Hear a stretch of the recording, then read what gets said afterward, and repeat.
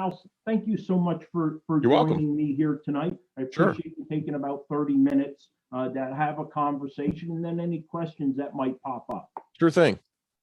All right, good. So Val, what I'd like to first start off with, can you kind of give an overview, the who, what, when, where, why, who, what is Gun Owners of America, the organization? What are they trying to accomplish? What are they doing in the way of advocacy? Yeah, sure. Gun Owners of America has been around since 1976. So we were founded by Senator H.L. Richardson, who's a now the late Senator H.L. Richardson. He was a California state senator. So GOA kind of originated out in California and spread nationwide. And we've been aggressively defending the Second Amendment rights of all Americans for that long. And Ron Paul has given us our moniker. He said that we were the only no compromise gun lobby in Washington. And we had another compliment from Senator Harry Reid recently, which was the NRA is bad and we're worse than bad. Oh, right. And obviously you see that as a compliment. We see that as a compliment from Harry Reid, and it's because we don't compromise. We are the no compromise gun lobby. I'm the Pennsylvania director. My name is Val Fennell. I'm a retired Air Force colonel, retired in 2016, retired medical doctor, and I got back into the fight after Pittsburgh Mayor Bill Peduto decided to pass 3 illegal gun control ordinances in the city of Pittsburgh. So that's how I got back into the fight. And so I've been the state director for a couple of years. I moved, I'm originally from Pittsburgh, Pennsylvania. I'm from Allegheny County, so I'm a native son of Pennsylvania. Moved to York for 2 reasons. The main reason is my grandchildren here.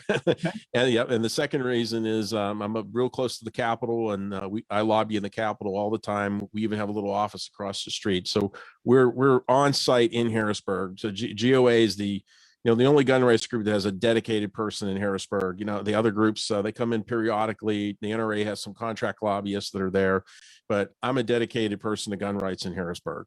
So in how many states is there a GOA, a physical presence, like an advocacy office? I would say we have about half a dozen or so state directors now, but we monitor legislation in all 50 states, well, 49 states, because there's Gun Owners of California that takes care of California. But we monitor legislation in all 50 states.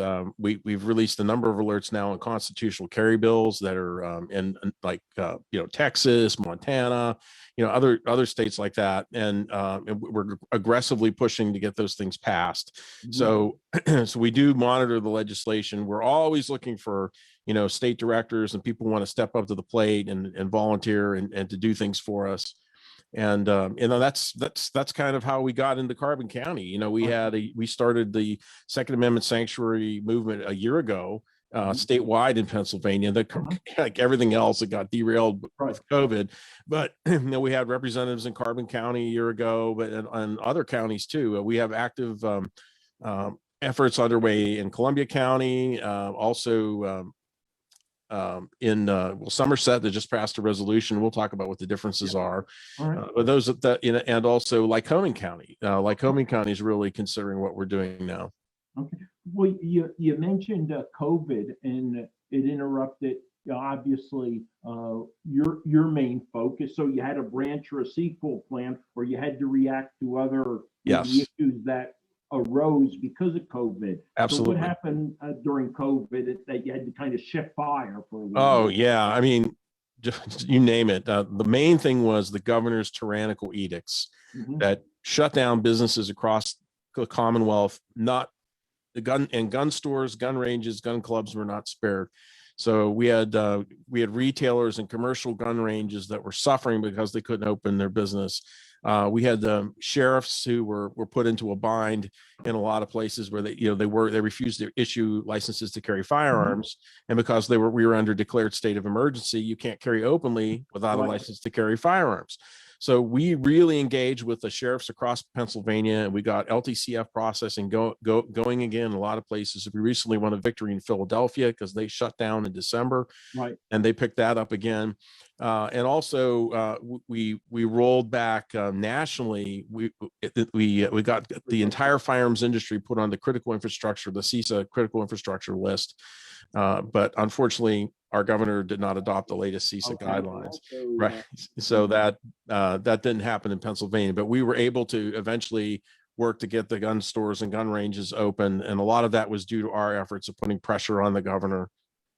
okay, so we're kind of moving out of COVID. Things are opening up a little bit. You're refocusing back on your priority mission. So kind of describe it, what you're trying to accomplish and how you expect to accomplish that. Right. So a big part of what I do is legislative in Harrisburg, but we're here to talk about Second Amendment sanctuary ordinances. And we started this as a grassroots movement back in, late 2019, early 2020, right before, right before COVID hit. And this whole movement really began in April of 2018 in Effingham County, Illinois. That was the really, if you want to look at the first place in America that was declared Second Amendment sanctuary, it was that county, Effingham County in Illinois. Mhm. And it is swept across the country. And I look these data change every day, but there's according to one source, it's 1,188 sanctuary counties across America now. In Mhm. Virginia, it's like 90% plus of the counties have declared themselves Second Amendment sanctuaries. And that's due to the draconian gun control policies that were and legislation that was passed in Virginia and signed into law by Governor Northam. Mhm. But if you look across the country, these Second Amendment sanctuaries, they really come in two varieties. And I think this is really important to understand. There is an ordinance, Yeah. which is kind of like a local law, right? And the ordinance does things like forbidding the spending of county funds and providing for penalties if local officials enforce an unconstitutional gun control laws. Right. Some places have passed that. And here in Pennsylvania, due to our efforts at GOA, Buffalo Township in Union County and also West Manheim Township in York County passed our ordinance. An actual ordinance. An So actual something ordinance. that's enforceable. Correct, right. And the other variety Yeah. is resolutions. Mhm. And really these are just statements of support that really don't do much. They don't have any teeth. There's no force of law behind them. And this is kind of what is passed in Pennsylvania. So they've been enacted at both the state and local levels. And the state, there's a state movement too for Second Amendment sanctuaries, but it's called something different. Mhm. They often go by Second Amendment Protection Acts or Right to Bear Arms Protection Acts. And we actually have those in Pennsylvania now for this session. We have Daryl Metcalf introduce House Bill 357. And then GOA is working very closely with Senator Doug Mastriano to introduce a Right to Keep and Bear Arms Protection Act. And this is like a statewide blanket. And it would basically say, any new federal gun control laws that the Biden administration is cooking up in Washington right now, we know we're under a lot of threats. And it would basically say, it's not going to be enforced in Pennsylvania. And that goes back into our history in PA. We during the time, right, in the antebellum era before slavery, we actually had a law that says if a bounty hunter came back to get an escaped slave, we prosecuted that person for kidnapping. Right. Sure. And then that went all the way to the Supreme Court, and the Supreme Court basically said that's unconstitutional. Well, in 1847, Pennsylvania said, okay, if it's unconstitutional, then we're just not going to cooperate. Right. And so this state has the history. It's beautiful, actually, of protecting the individual rights of human beings. And this is a different subject, obviously. We're talking, but we're talking about Second Amendment rights. But these are rights given to us by God. Right. They don't come from the government. The government is there to protect and secure those rights. So so we built our state law. Senator Mastriano is putting in based. Went back and looked at that 1847 law and put a lot of aspects into it. Right. But if you want to, going back to the township and the local levels, right, we have 14 counties now in Pennsylvania that have passed, all have passed resolutions. Remember those two varieties, resolutions and ordinances. So 14 counties. Interrupt. So you're seeing the resolution as more symbolic. Correct. Right. But yes. Do you see value in symbolism? Well, there's value in the sense that it is a declaration and it is a statement of purpose. Yeah. But it doesn't really do anything. When the rubber meets the road, and if it's going to come down to, and here's why I think enacting an ordinance is very important at the local level. Right. Our governor, even though we're going to push these statewide things, right, our statewide bills, our governor will veto these. Right. So Absolutely. so it may come down to, I don't want to think about this, but it may come down to our counties, our local officials and their police departments under their jurisdiction saying, enough's enough. We're not going to, we're not going to enforce this. Just kind of like the Colorado sheriffs took a stand against the magazine bans in Colorado and said, we're not going to enforce these laws. Do you believe that the counties and let's say the sheriffs, who actually, that's a row office, and they're Yep. really officers of the court. Yep. They have the ability to determine what is constitutional and what is not, to make a legal call on Yes. what is appropriate to enforce or not? Absolutely. Because because as you and I have taken an oath to the Constitution of the United States, and they do too, as constitutional officers, and it happens all the time. Attorney generals say, I'm not going to enforce this because I do not believe it's constitutional. It happened in Virginia after the Obama administration in 2012 in the National Defense Authorization Act. Right. There was something in there that suspended habeas corpus. Mm-hmm. And the entire state legislature said, we're not, the entire Democrats and Republicans, we're not going to enforce this in the state of Virginia. It's the same concept. And, and the attorney generals of, that state, even though I don't agree personally, it was like the Defense of Marriage Act. They refused to enforce certain things. Mm-hmm. The state, so these constitutional officers have a duty, because they swore a duty to God. If they really believe that these things are not constitutional, they don't enforce it. And if we really subscribe to the doctrine of judicial supremacy, and it's like, well, the courts finally decide everything, then why not just put in our oath of office? Then I do solemnly swear that I will support and defend the Constitution of the United States against all enemies, to foreign and domestic, unless the court tells me otherwise. Right. I mean, but here's the problem. Look at what the Ninth Circuit just decided yesterday. Yeah, well, anything out of the Ninth Circuit is far left, then we tend to question those of us who have conservative values, right? Right, and our history in Pennsylvania in 1847, it's like the Supreme Court said, the Fugitive Slave Act, it takes precedence, and Pennsylvania's law, which protected human beings and arrested slave bounty hunters for kidnapping. They said our law was unconstitutional, and then we refused to cooperate. We made our own decision and said, this is not how we understand the rights given to us by God. But I mean, so that's kind of it. So the count really, it changes. It's like 14 counties, 6 boroughs, and 9 townships. And those are the ones that passed resolutions. And then I gave you the 2 that passed the ordinances. But we really believe the ordinance is the better way to go, because it does send a stronger message. You talked about symbolism.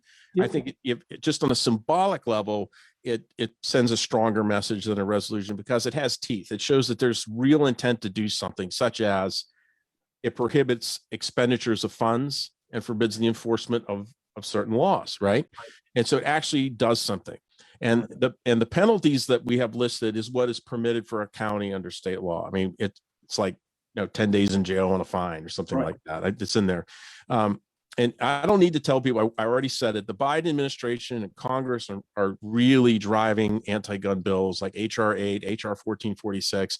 GOA is fighting to keep that at bay, and hopefully. Well, and it's not only you who are fighting. And what I'd like to do is bring in another self-described fighter, both a veteran and an advocate here in Carbon County. Let me bring him in too, have a little bit of conversation to them. Then we'll meld the 3 of us together and take it to the next level. Okay. Right. Okay. Let's go ahead and bring in Brandon Bell Certainly. from Forest Township.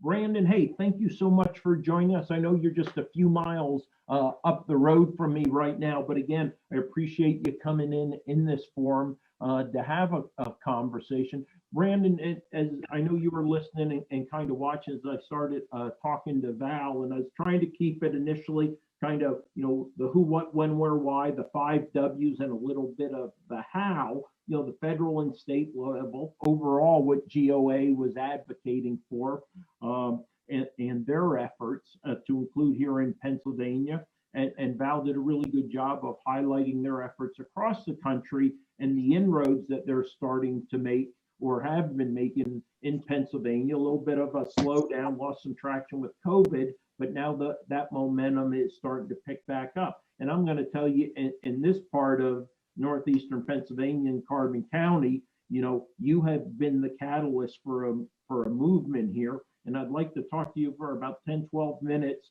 kind of one-on-one, and then all three of us will have a conversation. We'll take questions that come up. So tell me what, the 5 W's, who are you? What are you trying to do? Why are you trying to accomplish it? And, what does success look like at the end of the day? And normally we describe success by terrain, friendly, and enemy, so talk to me about your effort here in Carbon County. So as you said, Mr. Lukasevich, my name is Brandon Bell. Chris is fine. Chris, Yep. My name is Brandon Bell. I'm a United States Marine Corps veteran. I just got out over the summer. Mhm. That's a little bit about me. Mm-hmm.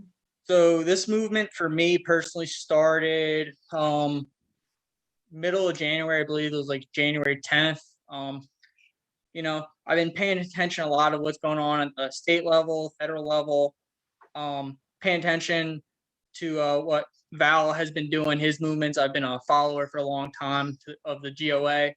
And, I kind of seen it for the longest time. I couldn't take much action being in the military. How kind of hands are tied with what we can and can't do while we're actively serving. I kind of felt like something or someone would have took action already while I was in.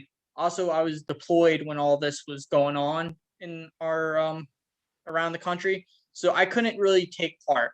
So when I got out and I seen nothing was going on really, and at the time I didn't know about GOA's effort in Carbon County. I knew nothing about it. Okay. So I actually started this on my own at first, not knowing about GOA. I actually reached out to the GOA's website on Facebook, and that's when I was put in touch with them, and that's when we started coordinating with each other. Mm-hmm. By that point, I think I was at like 150 followers or supporters at that time, and I said to them, I think it would hurt the movement to just delete what I've already started. I was already gaining traction, Right. So I said let's work together, and we all been kind of on board with that. So me, myself, I had my petition, they have their petition. It's really a group effort. They have their people who've been pushing their petition around, and then I've also been pushing my petition around. Like I said, I felt like it was more beneficial to just, hey, it's already got the force and drive behind it. Mhm. Let's not just lose something good. So I start petition to the people. Really, that's where it started for me. I was really pushing the grassroots movement. I wasn't really gaining anything really fast. That's when I finally start reaching out to the actual municipalities. Right. And when I started doing that, that is when the real drive of this movement, I believe, started in Carbon County. Mm-hmm.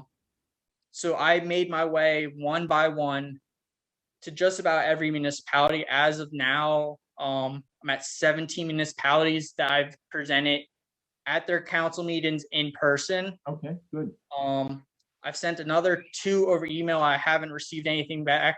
Unfortunately, a couple municipalities, they do their meetings on like 1 p.m. on a Monday. Yeah, a couple real small. Yeah, a couple real small ones. And supervisor meeting. we have everyone kind of has a job, so it's kind of hard. You can't just, it's kind of hard to take off work for that. So I sent them also the same information.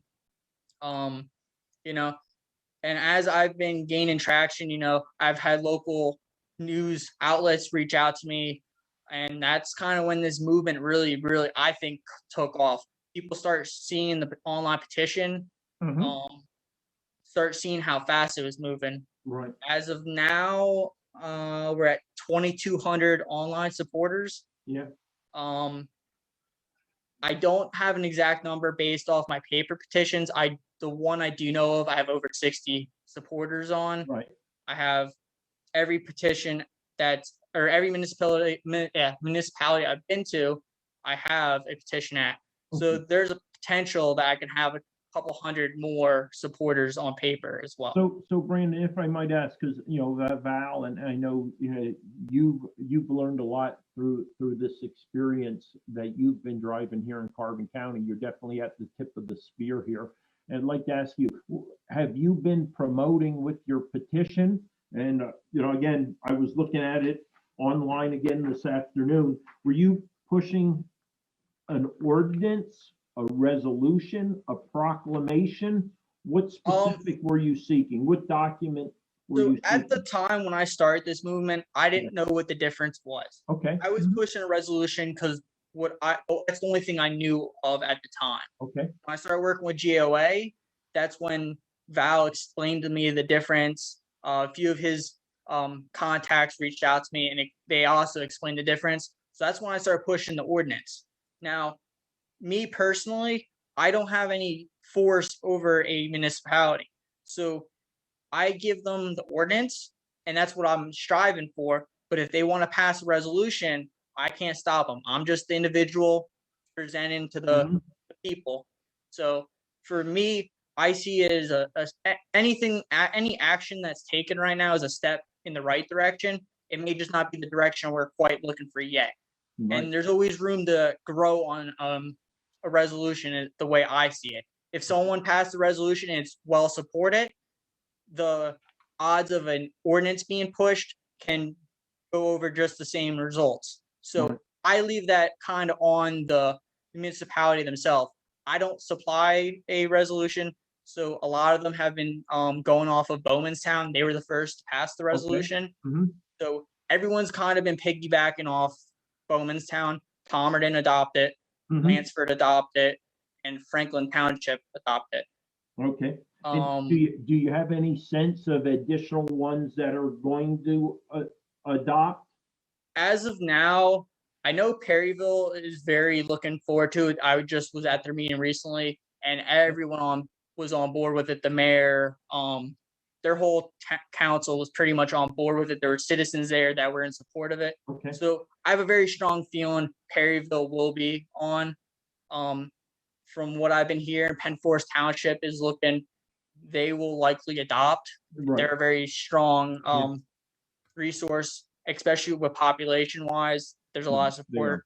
They do. So Brandon, let me ask you, what are you hearing from those who oppose your movement at the county municipal level? What are you hearing in the way of like opposition, or what are their points of contention with what you're trying to do? The biggest points I've been seeing and hearing about is more misconception. They don't quite understand what it is. And a lot of it, and I've made it known on a lot of my interviews that I've had, is they kind of see this, it's a Wild West scenario. We're not going to enforce any gun laws, and, we're going to scare away the tourists, or we're going to become a very unsafe area because the gun owners are going to be this lawless force around here. That's kind of the big one that I see.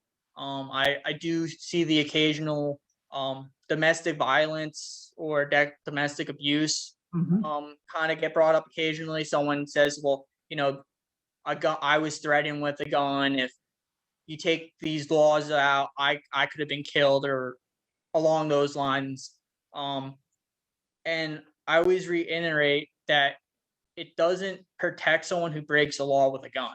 Right. Okay. It only strengthens the Constitution, what we were given our rights as. It only strengthens that.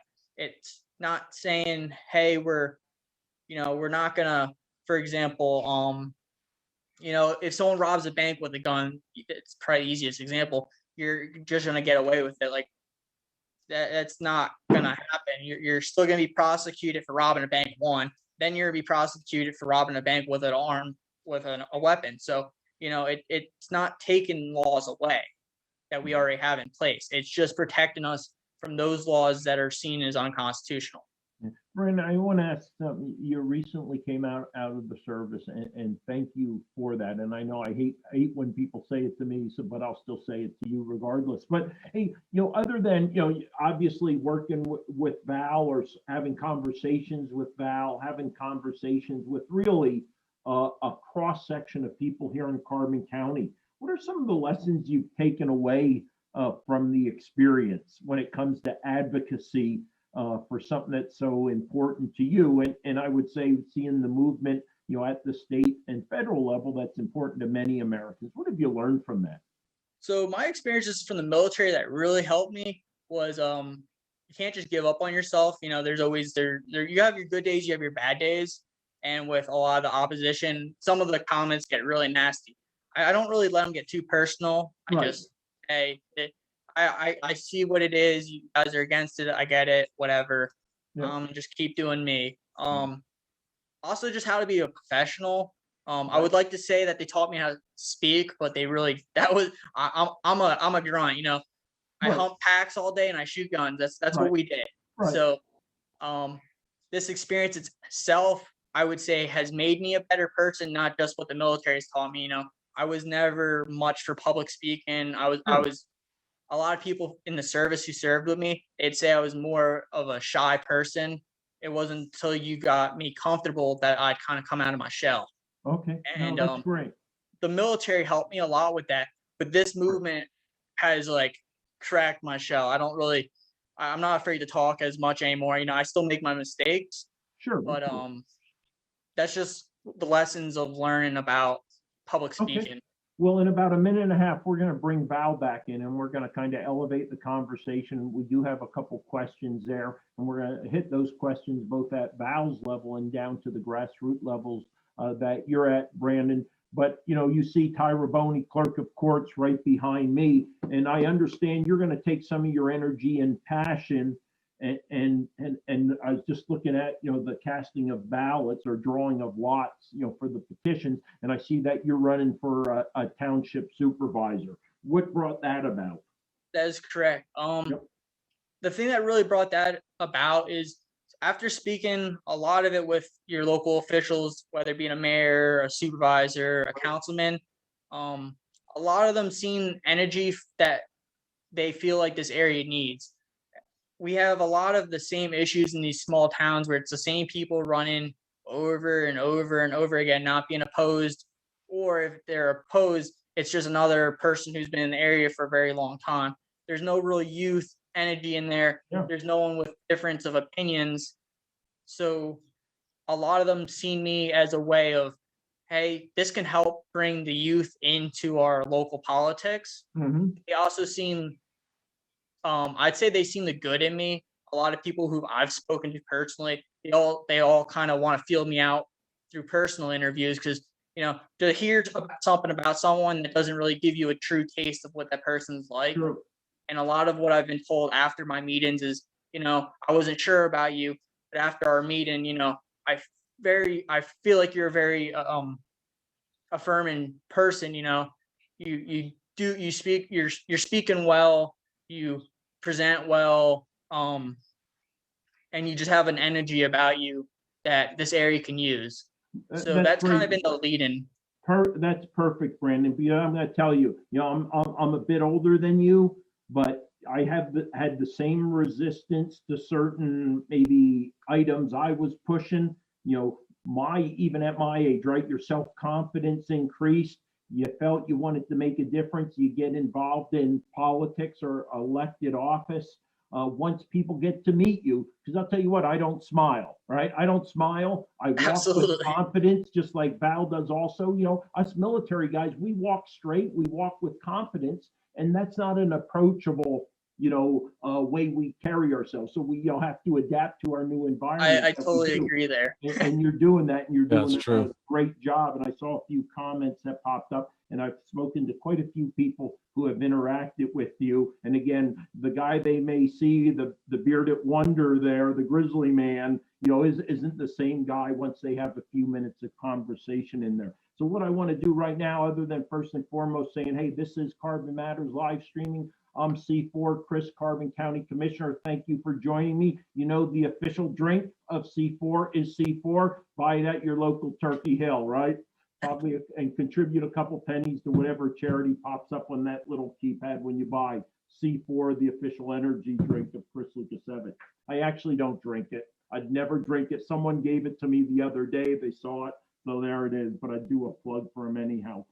Val, so tell me about the first time you had an opportunity to interact with Brandon and what your thoughts were with his movement and what he was trying to accomplish and how he was trying to accomplish it.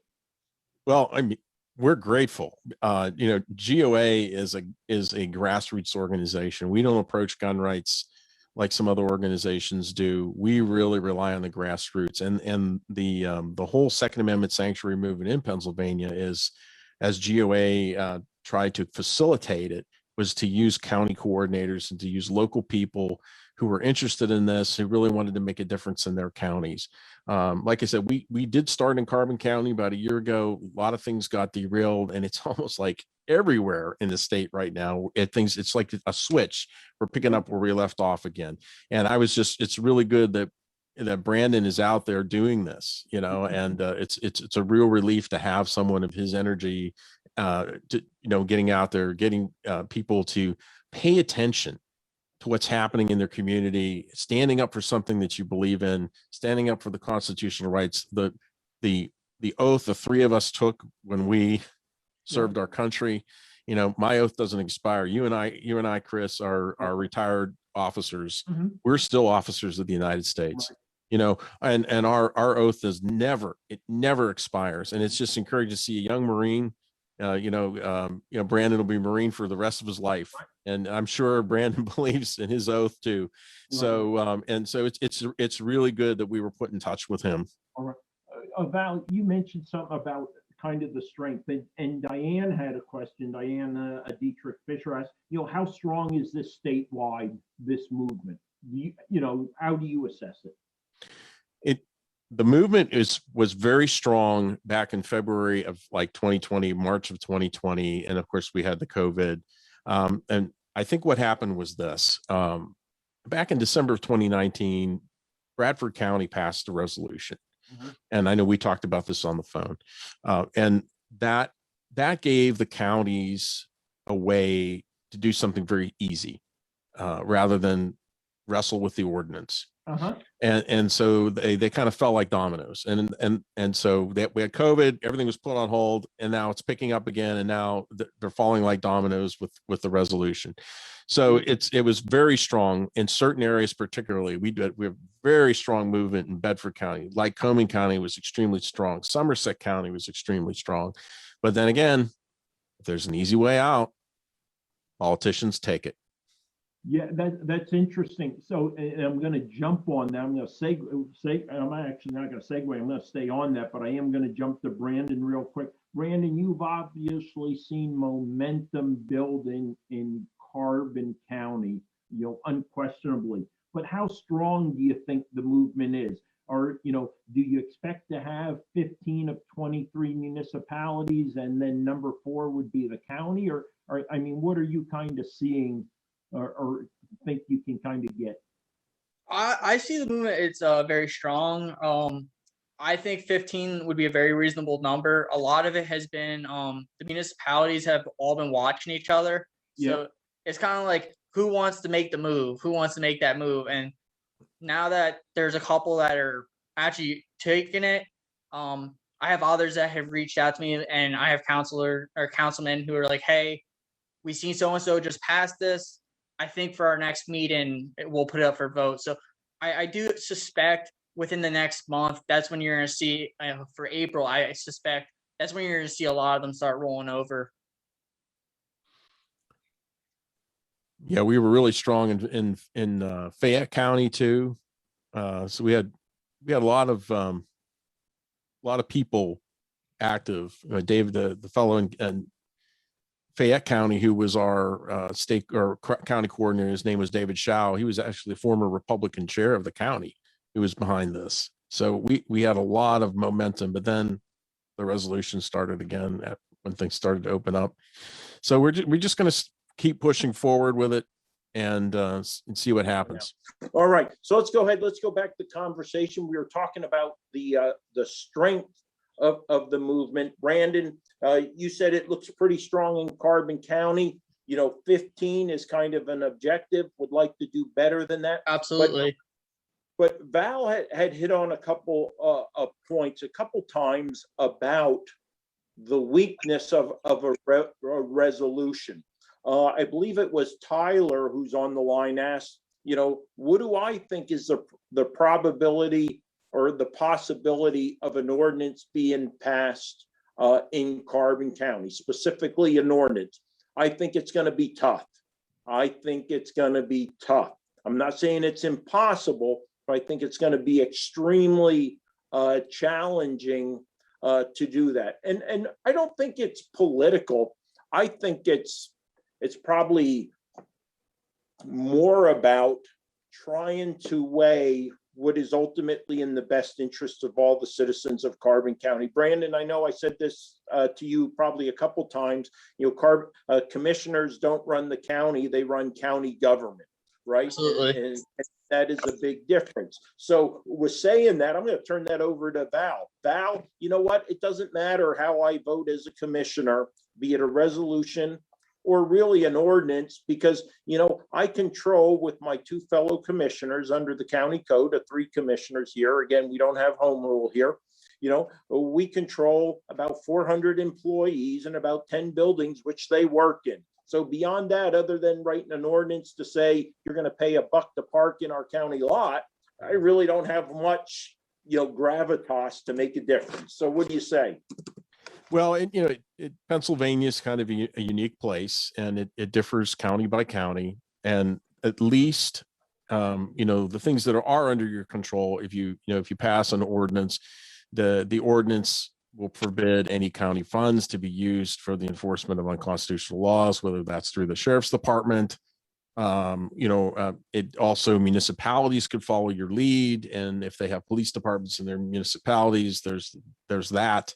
So there's a number of things that it would do. It also sends a much stronger message to Harrisburg and DC, particularly Harrisburg, because we're in the state. Okay. Yeah. That we're not going to accept things like red flag gun confiscation orders, universal background checks, registering firearms, and banning semi-automatic rifles, those kind of things. And if they are not going to be actively enforced or using county funds to assist in the enforcement of them, that is what an ordinance would do. A resolution would not do any of those things. To the extent that your county is involved in that. Right. So you talked about red flag laws. Could you describe them a little bit? What are red flag laws and how do they impact adversely the Second Amendment? Right. So a red flag, we call them red flag gun confiscation orders at GOA, and what these are ex parte orders from a judge, and what that means is that only one party argues a case before a judge and says, I think this person is dangerous.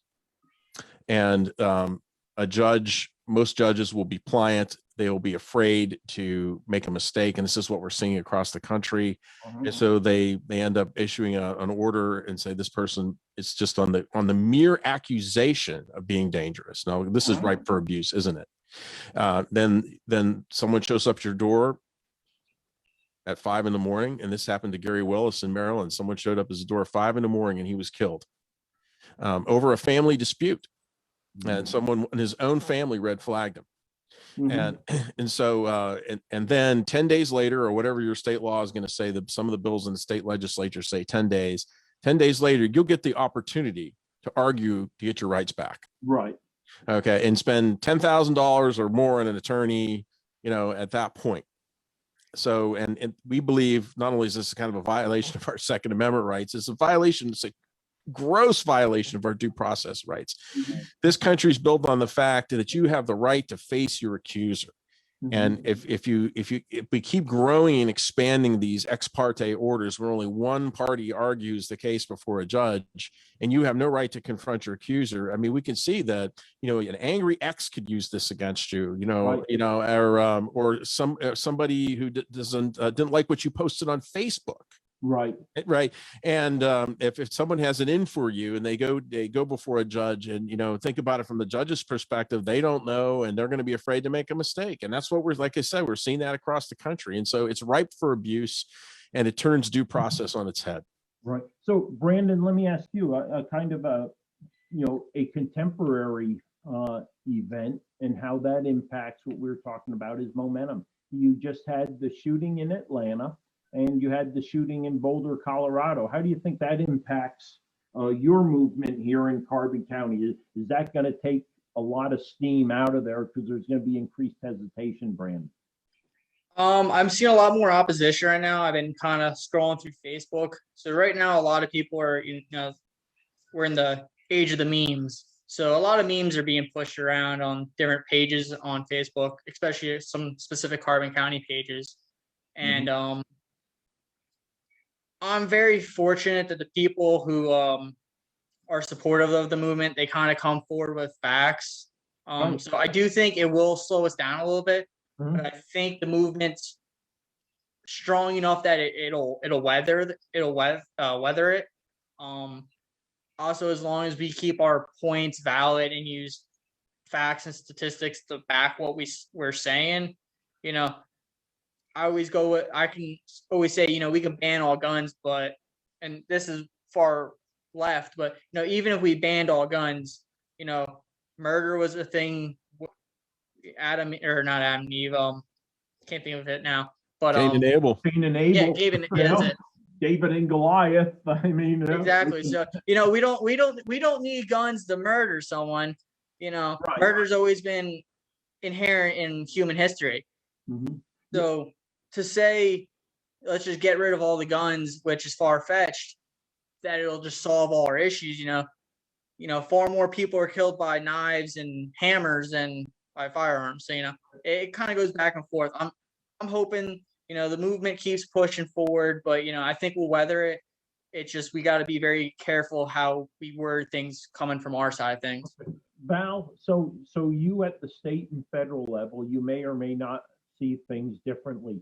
Is this a time when, again, this is great being around two military brothers, because I can say things like, is this the time to take a military pause or a tactical pause, take a knee, again, a respectful knee, not like the knees we see people taking these days.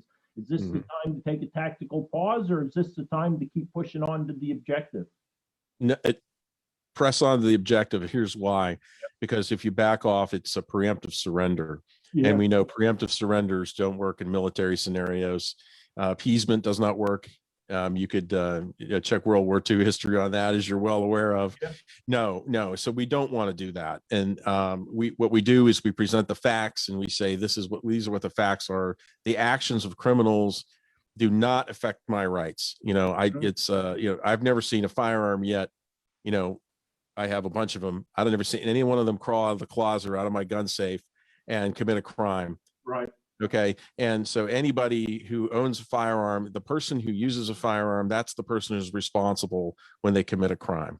And, blaming the gun, whatever it is. Now, the latest thing from our AG, our crusading attorney general, is ghost guns. Woo, scary, right? Unfinished receivers. He writes an opinion that says the 80% lowers are a firearm, which is in clear violation of the law. And it got struck down an injunction was made by Judge Brobson. And, we're seeing these egregious assaults. So no preemptive surrender. Okay. So speaking about, you kind of talk about law, interpretation of laws, making laws. So in Pennsylvania specifically, because Phil made a mention about lots of legislative moves being made to keep an eye on. Are there a couple in Pennsylvania that folks who are strong 2A advocates should be concerned about right now? Right. So on the anti-gun side, of looking at bills, the ones that I think would have the greatest chance of passing are, of course, red flags, which we just talked Right. about. And right now it's the unfinished receivers, the 3D printed firearms, the scary ghost guns, right? You know, from the Attorney General, Right. which is SB 413, SB 414, and the House equivalents. You know, so those are the ones I think would probably have the highest threat. You know, then it's on my radar. There are probably 40 plus anti-gun bills at this point that have been filed. On the pro-gun side, on the things that we're pushing at GOA very strongly is constitutional carry. Yeah. Hey, we have in spite of what the Ninth Circuit says, we have a constitutional right to carry. You know, so what does the state do? It turns around, it takes it right away from you, and it sells it back to you for $20 every 5 years. Right. And we're talking Right. about we're talking about quote unquote concealed carry. Right. We've Constitutional already carry. had that right. Strengthening the firearms preemption laws to stop Jim Kenney's in Philadelphia and Bill Peduto's in Pittsburgh. You know, that's the second one. And then, like I just mentioned, the Right to Keep and Bear Arms Protection Act from Mastriano, and then the House bill from Metcalf, which is to basically put a stop to anything the Biden administration may push down our throats. Okay. So there is some definitely some legislation out there that is alarming, continues to be alarming. Yes. And individuals need to be, always alert for what's coming down the pike. Val, when you had conversations or interactions with Brandon, what was your guidance and counsel to him based upon your experience, working at the state and then the federal level on this issue? My guidance would always be, and I think I mentioned this to him, is ask for what you want. Right up for you always ask for what you want. You don't settle up front for something different and compromise up front. And that wouldn't be a compromise anyway. As long as we're moving gun rights incrementally in the right direction, we're not compromising. We're advancing our rights. Mm-hmm. But so that means asking for the ordinance. Don't accept the answer that you'll get because of the pushback from township solicitors or county solicitors that can't do this. We have to do the resolution. Well, no, push for the ordinance. Mm-hmm. and see where the chips fall. We get the grassroots involved and then push it. That's how we approach things at GOA. We tell the Harrisburg legislators, here's what we want. Right. And you shoot for the moon, hoping to get to the mountain, but you're always moving in the correct direction. What we don't want to do is compromise the other way. We never try to make a bad bill better. That's horrendous because you're losing right from the start. Right. So have a strong bill up front, go in heavy. And if sometimes you might lose some things through the legislative process, just like you go in with an ordinance, it may be watered down a little bit and you still may get an ordinance. Right. So, it's like Karl von Clausewitz says, always attack. Even in defending attack, you always, and the best defense is always a good offense. Even though we have anti-gun bills, we always want to have a pro-gun bill and we want to push it. So it puts the other side on defense if we're pushing something hard, because if you're only playing defense, eventually you're gonna lose. Nobody wins a purely defensive war. So that's it. Yeah, Brandon, is there a timeline as part of your overall strategy? Is this time driven? Is it event driven? I mean, when do you know you succeeded? I'd say it's a little bit of both. I wasn't sure too much on time in the beginning. Like I said, when you and me first spoke, I set a very conservative goal on my first week. I said I wanted 50 supporters. I didn't know how this movement would take off. Yep. Now, I'd like to see something by early summer, late spring. I'd like to see something at the county level, because by that point I should have well over 2,500 supporters. I'm coming close on it as it is now. Also, now that I've approached all the municipalities, I can now follow up on them. I can start putting out calls to action and get supporters who have sign my signatures to start reaching out to their individual municipalities and start, Right. hey, this is what we want. So it's definitely more time driven, especially now with me running as a township supervisor. I gotta Right. also put my efforts towards that. Mhm. So right now, this has been my big focus. But now that I'm kind of at the point where I covered most of the county, I can start having the people more involved instead of just me involved. Right. And I will tell you, as someone who ran for office, and again, so driving a different train, that's aspirational because there's no one who's going to be as passionate about this issue, Brandon, as you are. And I'm going to tell you, if you want to be successful, you're going to be both the tip of the spear and you're going to be the shaft, right? You're going to be Absolutely. driving it. You're going to be, multi-rolling.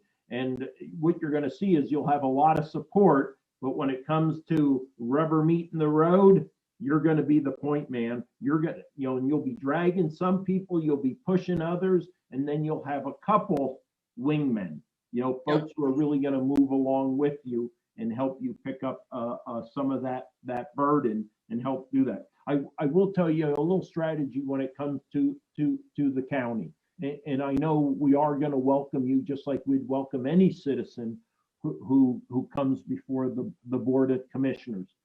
While there is no restriction at this time for individuals to be physically present at the meeting, we're still kind of sensitive to it and prefer that, public comments are presented by 9 a.m. via email or phone call and stuff like that.